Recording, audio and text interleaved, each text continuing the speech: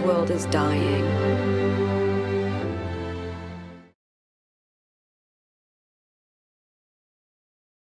Kareem, Hello. how are you? I'm well. How are you? You're Am I the right upside way down up? right now. Okay, let me There see you if I go. do that. Sometimes that fixes it. Did that There you go. fix it? Yep. Oh, good. Perfect. You're in perfect frame now. Where are you at currently? In Los Angeles. There you go. Very So nice. happy to be in Los Angeles. I'm in Chicago, but not too bad either. I was in Montana until last Sunday. Oh wow. Were you filming something there? Or? Yeah, I was filming something there, and it was snowing, and it was cold, and we were on night shoots as well. So I hadn't seen the Wow. sunlight for a month. So being back here and having this, even if it's overexposed, is Yeah. because I'm sunbathing. Nothing wrong with that. Hey, I'm like you don't even need a light as I need one, but you got natural stuff coming your way. So very nice. It's a little overexposed, but forgive me for that. You're good. You are good. Well, I'm excited to talk to you.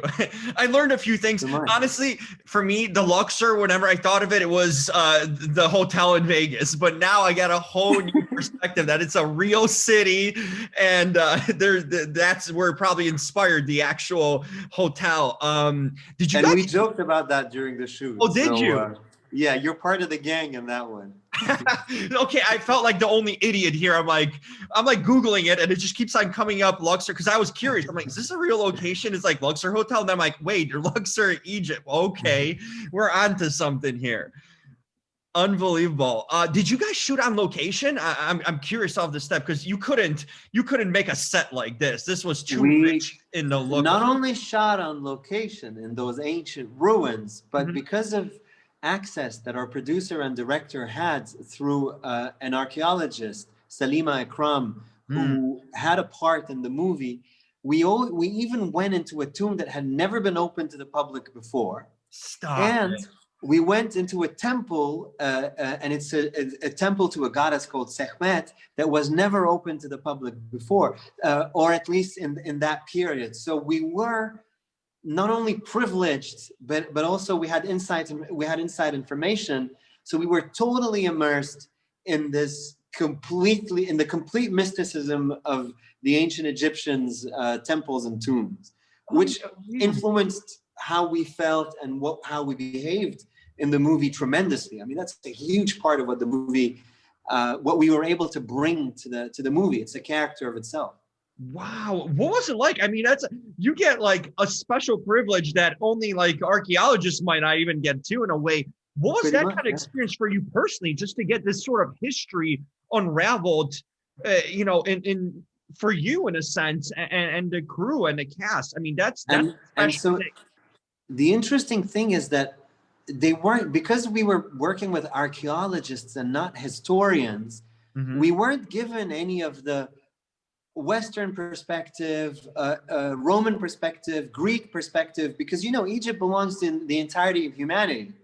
Egypt is such a huge part of, everybody thinks in some way about the pyramids, in some way about the symbolism of Egyptian culture. But to work with archaeologists rather than historians, they don't frame it for you in a way that is too driven towards corroborating with events. So basically, you're getting the raw kind of information. You're getting the kind of bare minimum scientific stuff. And when this is the way you're introduced, what it leaves is room for the imagination. So from where you would have been kind of intimidated, oh, I didn't know this, I didn't know that, I didn't make the connection between Cleopatra and this and that. We didn't have any of that. We were just taken in, told what it was, and then left to completely be immersed in it as our characters as well. So you have to add that layer. So I'm playing an archaeologist who is falling in love with somebody that he's loved the whole time. He loved her 20 years ago. He probably still does. She needs to be in that place to heal herself from all the atrocities that she's been witnessing. And I'm letting her into this place almost ceremoniously because I understand the power of the place. And so through me, she is experiencing the power of a place that she needs to have an experience with independently from myself. So I have to guide her through it gently and respectfully and carefully. And the place really did that for us. Mm. There are no words to describe how powerful and beautifully able to hold our projections a place like this can be. I mean, it's like, you know, when you kind of randomly walk and then, you know, there's a church door is open and you don't plan to go to church, but you go and you sit down in the beauty and the silence of a place like that. You know how that lifts you up? So Yeah. That exploration, I know what you mean. That exploration of something that's, you know, so kind of majestic in its own way. It's overwhelming because it doesn't have also any of the history that we know. You know what I mean? It's a place of worship from a civilization that we don't have anything in common with directly, only indirectly. Right. And so it kind of makes it even more mysterious, and that allows for the mysticism to have more of a vibe, because it's not tainted by anything I know about, you know, about this particular cult or that particular cult or anything like that. It's a free form, old presence that is almost too mysterious to understand, and that makes it even more potent, I think. Unbelievable. I mean, you answered so many questions I was going to ask you in that. So well done. Sorry. In that part. No, I like that. I'm like, go ahead. I need to know this. I mean, I think it answers in itself, but your chemistry, Andrea, is so crucial to this film because you guys, I felt like this movie was, it lived in a moment in a sense. It almost felt like it was like a rolling camera constantly in a lot of ways. I felt if I had to describe this movie, it would be patient, you know, in a lot of ways because it doesn't rush anything. And I feel like you two really tell the story of just the human connection. Tell me kind of offset, what was your relationship with Andrea and how did you guys kind of connect to bring this to life? So Andrea and I had known real connection until we landed in Luxor. Wow. When we landed in Luxor, my luggage got lost. And I said, we were driven by the same person. I said, why don't you take the car and go to the hotel? You must be very tired. I'll deal with my luggage and I'll see you tomorrow at the table read or whatever we had planned.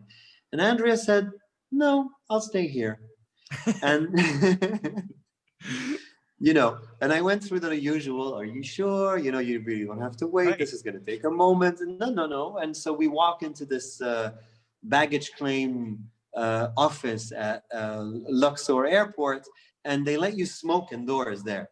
So we were laughing. We were saying, oh, well, you know, you can smoke. Do you smoke? And she says, I can have a cigarette while I'm working. And so we lit a cigarette. We had a cigarette while we were processing our baggage claim. And to be honest, the reason why I'm telling you all of this is because really what I'm saying to you is we were both of us so ready for these characters, both of us so ready for that experience, but also both of us so willing and able to understand each other that the amount of communication and the amount of planning that we had to do was absolutely minimum, if any at all.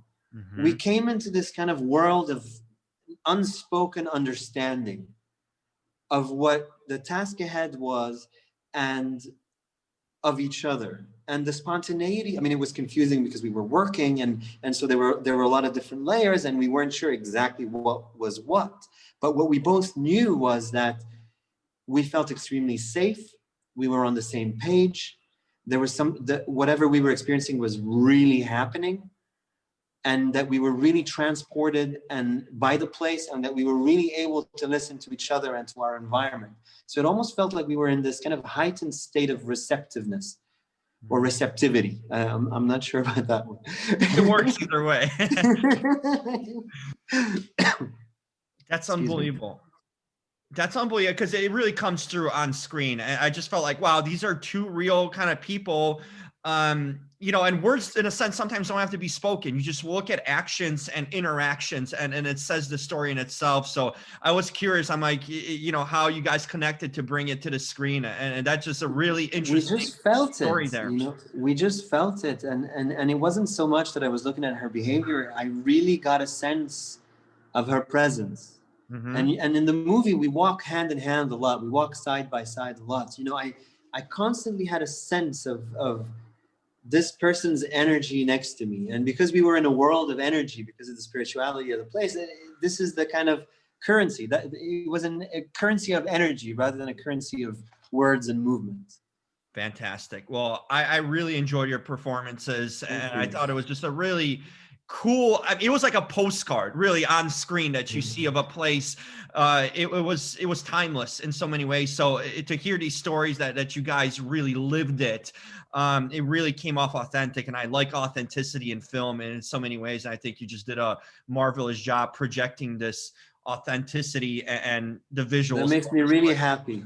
It makes me really happy to hear. Thank you so much, Karim. I know we're short on time. I could talk to you for hours probably and get all the stories of what you I hope I answered all your questions. You really did. No, I think you said it as eloquently as you could. I'm usually always a talker and asking questions. I'm like, I'm going to leave that up to you because you can say it better than I can in so many ways. Well, I appreciate the time you've given me and your interest in the film very much. Absolutely. Thank you, Karim. Looking forward to see you in the next project. Thank you very much. See a lot of wonderful things from you. Thank you so much. Thank Happy you. Thanksgiving and stay safe and healthy. You too. Bye-bye. Bye.